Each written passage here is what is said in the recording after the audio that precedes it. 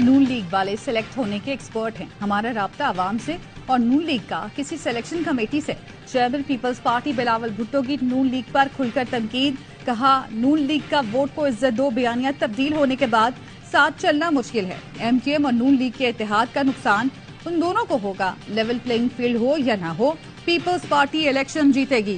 पहली बार वजीर आजम, वजीर आला सिंध और मेयर कराची जियाले होंगे। उम्मीद है अब कोई इलेक्शन से नहीं भाग सकेगा।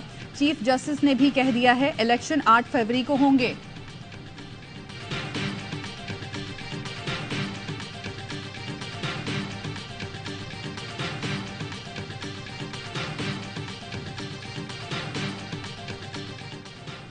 पीटीआई के खदशात पर गौर करें। सदर मुमलिकत का निगरां वज़ीर आज़म को खत लिखा। निगरां हुकूमत का तमाम सियासी जमातों को लेवल प्लेइंग फील्ड फराहम करना बेहद अहम है।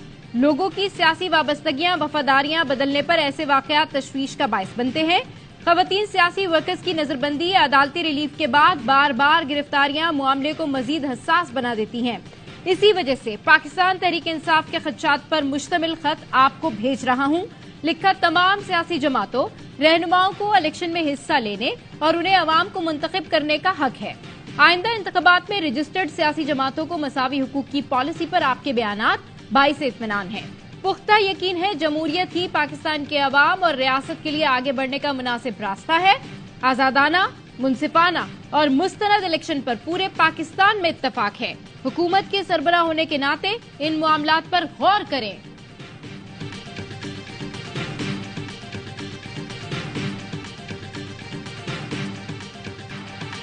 अफगानिस्तान में तालिबान हुकूमत आने के बाद पाकिस्तान में दहशतगर्दी बढ़ी। दहशतगर्द हमारे हवाले करें, पाकिस्तान या टीटीपी। अफगान हुकूमत किसी एक को चुन ले।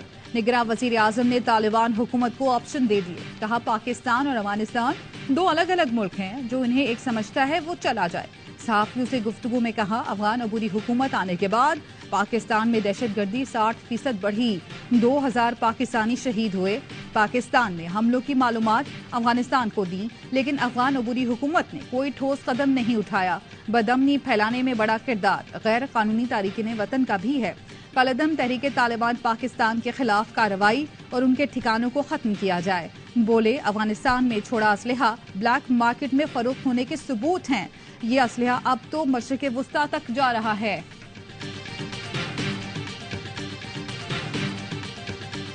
सिक्योरिटी फोर्सेस का चित्राल में पाक अफगान बॉर्डर के करीब इंटेलिजेंस बेस्ड ऑपरेशन। फायरिंग के शदीद तबादले में 2 दहशतगर्द मारे गए, 4 जख्मी। आईएसपीआर के मुताबिक इलाके में मुमकिना दहशतगर्दों की तलाश और खात्मे के लिए क्लियरेंस ऑपरेशन जारी।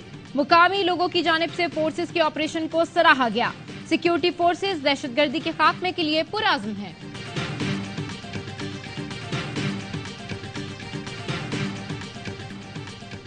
फौजी अदालतों को फौरी बहाल किया जाए, शोहदा के लवाहिकीन का मुतालबा। फैसले पर नजरसानी के लिए सुप्रीम कोर्ट से रुजू का ऐलान। कहा, अदालती फैसलों से हमारे जख्मों पर नमकपाशी न की जाए।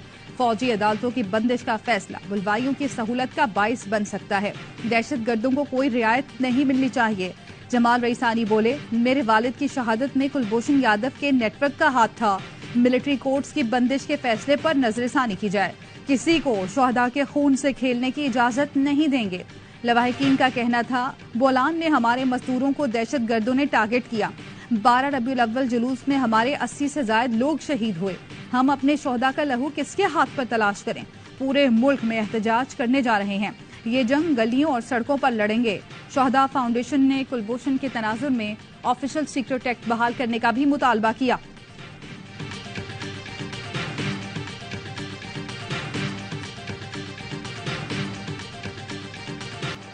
चेयरमैन पीटीआई ने साइफर केस में फर्द जुर्म की कार्रवाई सुप्रीम कोर्ट में चैलेंज कर दी। इस्लामाबाद हाई कोर्ट का 26 अक्टूबर का हुक्मनामा कलअदम करार देने की इस्तदा। मौकफ अपनाया, मुखालिफिन की जानिब से सियासी इंतकाम का निशाना बनाया जा रहा है, जिसका मकसद उन्हें तरना करना है। उजलत की वजह से शफाफ ट्रायल के आईनी हक की खिलाफ वर्जी हुई। साइफर केस में शाह महमूद कुरैशी की दरखास्त जमानत पर फैसला महफूज। इस्लामाबाद हाई कोर्ट ने फर्द जुर्म आयद करने के खिलाफ दरखास्त पर भी फैसला महफूज कर लिया। प्रोसिक्यूटर ने मौकफ अपनाया, साबिक वजीर खारजा इस संगीन जुर्म में बराबर के शरीक हैं, इसलिए दरखास्त जमानत मुस्तरद की जाए।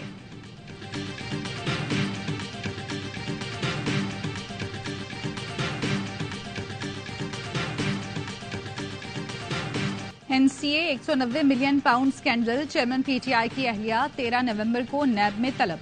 बुशरा बीबी को बतौर मुल्जिम मुश्तरका इन्वेस्टिगेशन टीम के सामने पेश होने की हिदायत। नैब रावलपिंडी ने अलकादिर यूनिवर्सिटी को मिलने वाले फंड्स का रिकॉर्ड साथ लाने का भी कहा।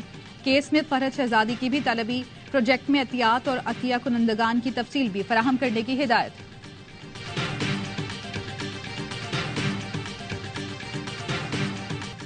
चेयरमैन PTI के घर में तिजोरी कौन भर रहा था? करोड़ों रुपए के तहाइफ और हार तिजोरी में डाले जाते थे। सदर IPP अलीम खान का खिताब, कहा 20 साल मेरिट की रट लगाने वाले के मेरिट से बुजदार निकला। बुजदार करप्ट तरीन इंसान है। फराह शहजादी ने अफसरान की बोलियां लगाई। 3 करोड़ का DC और 5 करोड़ का कमिश्नर लगाया जाता था। IPP चेयरमैन जहांगीर तरीन ने रावलपिंडी में पार्टी के मरकजी सेक्रेटेरिएट का इफ्तिताह कर दिया। खिताब में कहा, अवाम के लिए नया पाकिस्तान बनाएंगे जिसमें इंसाफ होगा। वजीर आजम की कुर्सी पर जिसको होना चाहिए था उसको नहीं बिठाया गया। जब वो साहब वजीर आजम की कुर्सी पर बैठे तो उसी रंग में रंग गए। इसराइल का गजा में एक और स्कूल पर हमला, दर्जनों पनाहगुज़ीन शहीद हो गए। खान यूनिस में इसराइल की वहशियाना बमबारी, 1 घंटे में 3 मसाजिद शहीद कर दी। 7 अक्टूबर से अब तक शहदा की तादाद 10,569 हो गई। ईंधन न मिलने के बायस एम्बुलेंसेज बंद। गजा के शहरी शहदा की लाशें बिल्डोजर के जरिए मुंतकिल करने पर मजबूर। इसराइल ने आलमी इमदादी काफिले पर भी बम बरसा दिए।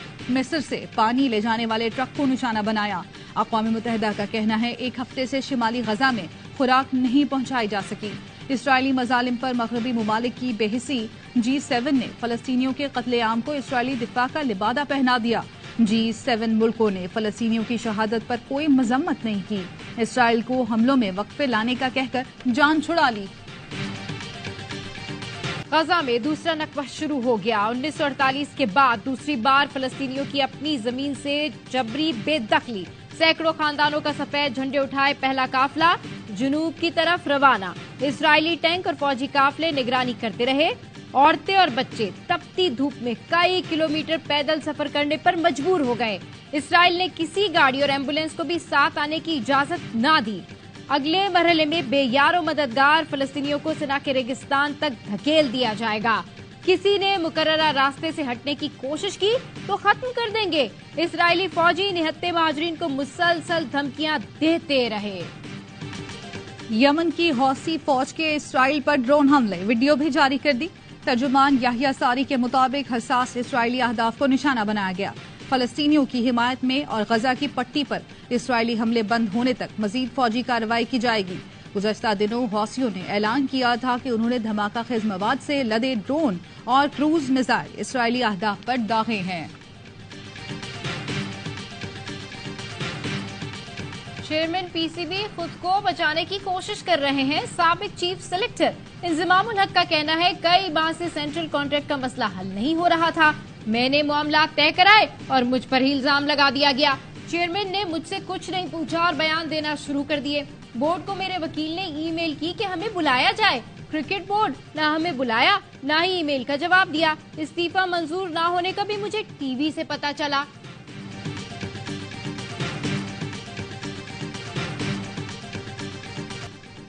SIFC के तहत सनतकारी में सरमायाकारी के लिए 1 स्टॉप शॉप लाने का फैसला। इजलास में खुसूसी इक्तिसादी जोन्स की तरक्की में हायल रुकावटों पर गौर किया गया। सरमायाकारी बोर्ड 1 स्टॉप शॉप के लिए वर्किंग पेपर तैयार करके आइंदा इजलास में पेश करेगा। सनतकारी में सरमायाकारों को इस वक्त 17 से ज्यादा क्लियरेंस सर्टिफिकेट्स दरकार होते हैं। 1 स्टॉप शॉप के कयाम से सरमायाकारों के लिए तमाम सहूलियात जल्द और एक प्लेटफॉर्म पर फराहम की जा सकेंगी।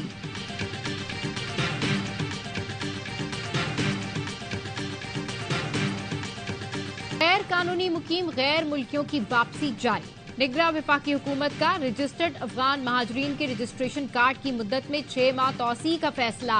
वफाकी काबीना ने सर्कुलेशन समरी के जरिए मंजूरी दे दी। जराये का कहना है, वजारत खारजा और दाखिला ने POR की मुद्दत बढ़ाने की सिफारिश की थी।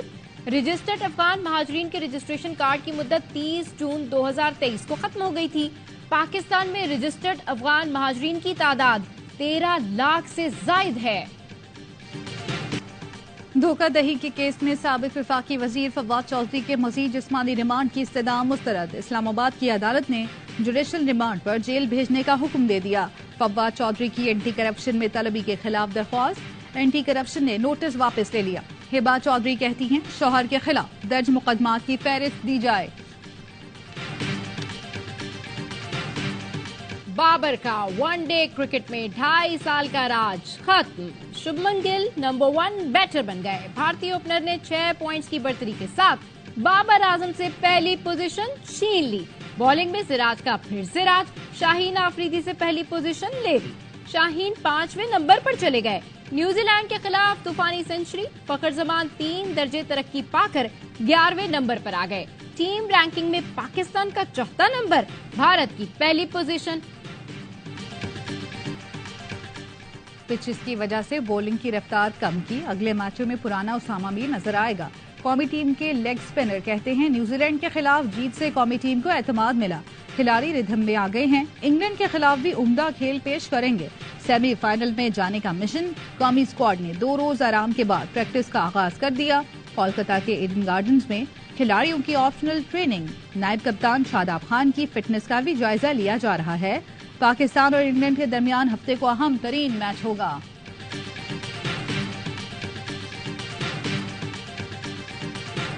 इंग्लैंड ने नीदरलैंड्स को 160 रन से हरा दिया। 340 रन हदफ के ताकुब में डच टीम 179 रन पर ढेर हो गई। आदिल रशीद और मोइन अली की 3-3 विकेटें। इंग्लैंड ने पहले बैटिंग करते हुए 339 रन बनाए। बेन स्टोक्स की सेंचुरी, डेविड मिलान ने 87 रन बनाए। इंग्लिश टीम ने मेगा इवेंट में 8 मैचेस में दूसरी कामयाबी हासिल की।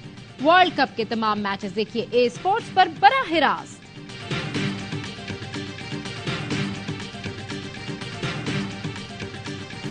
मैक्सवेल की अफगानिस्तान के खिलाफ नाकाबिले यकीन बल्लेबाजी, ऑस्ट्रेलिया को सेमीफाइनल में पहुंचा दिया। चेज करते हुए पहली डबल सेंचुरी और 8वीं विकेट पर 202 रन की रिकॉर्ड पार्टनरशिप बनाई। लंगड़ाते हुए भी अफगानिस्तान से जीत छीन ली। अफगानिस्तान की शिकस्त से पाकिस्तान के सेमीफाइनल में जाने का चांस भी बरकरार रहा।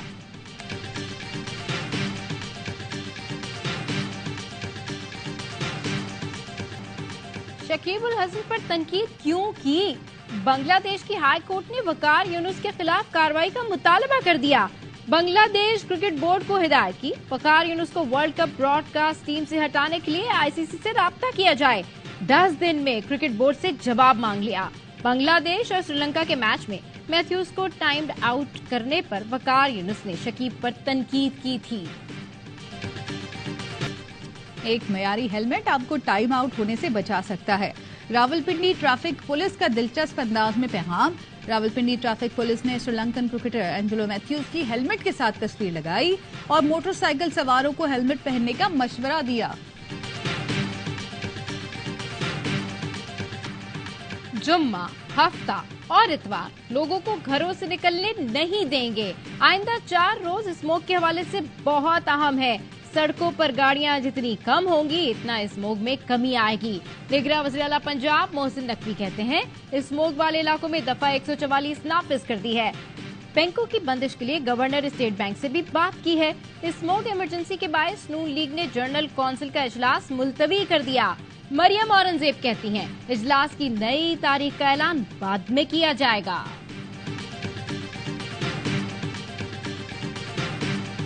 गैस के बाद बिजली भी महंगी कर दी गई। नेपरा ने बिजली 40 पैसे फी यूनिट मजीद महंगी कर दी। नोटिफिकेशन जारी। बिजली की कीमत में इजाफा सितंबर की फ्यूल एडजस्टमेंट के मद में किया गया। बिजली सारिफीन से इजाफी वसूलियां नवंबर के बिल्स में की जाएंगी। इजाफे का इत्तलाक लाइफ लाइन और के इलेक्ट्रिक सारिफीन पर नहीं होगा।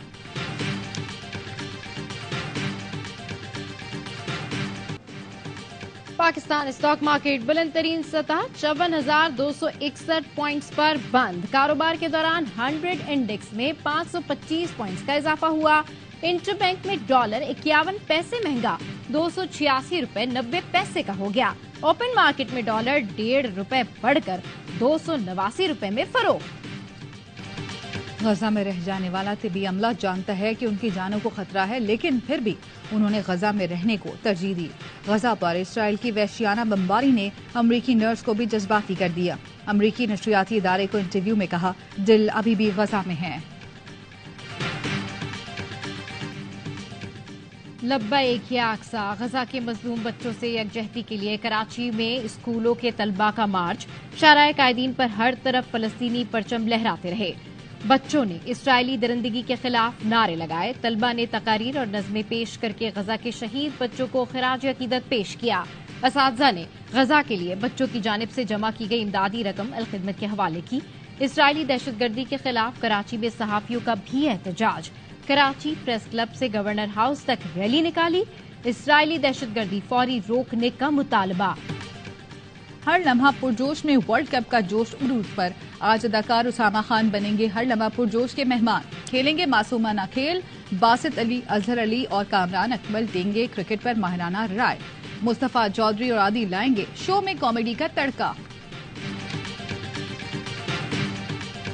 और फिक्र मर जाए तो फिर जॉन का मातम करना। हम जो जिंदा हैं तो फिर जॉन की बरसी कैसी। उर्दू अदब में मुनफरिद असलूब के हामिल मुमताज शायर, अदीब, फलसफी और नसर निगार जॉन एलिया को मद्दाहों से बिछड़े 21 बरस बीत गए।